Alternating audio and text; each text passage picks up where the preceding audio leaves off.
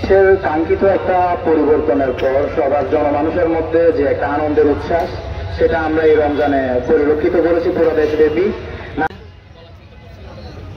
এখন বিভিন্ন রাজনৈতিক দল ক্ষমতার প্রভাব দেখাতে চায়, কিন্তু তারা গত 17 বছর কোথায় ছিল? 17 বছর যদি থাকে তাহলে তখন দেখা যায়নি কেন? এখন যদি দেখা যায়, তারা কেন ক্ষমতাকে বেছে নিচ্ছে? তারা কেন জনতাকে বেছে নিচ্ছে না?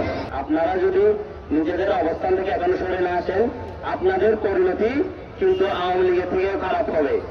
বাংলাদেশের অন্যান্য জায়গায় 10 বছর জুলুম চলল, আমাদের প্রান্তীয় রাজধানী 18 বছরের জুলুম চলেছে।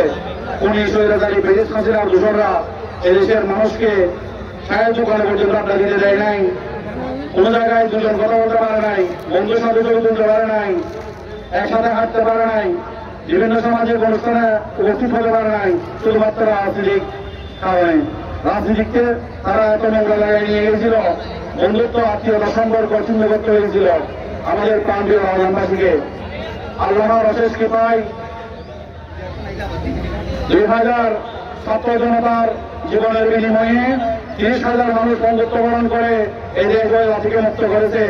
আমরা এখন প্রাণ ভরে নিঃশ্বাস নিচ্ছি, আমাদের প্রাণের রাজধানী আমরা এখন স্বাধীনভাবে ঘোরাফেরা করতেছি, আমাদেরকে এখন বাধা দেওয়ার মতো কেউ নাই।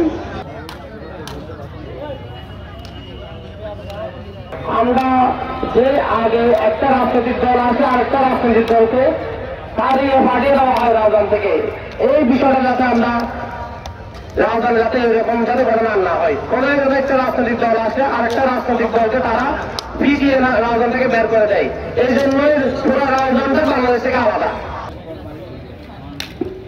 এখনো যারা বাইরে স্কুলে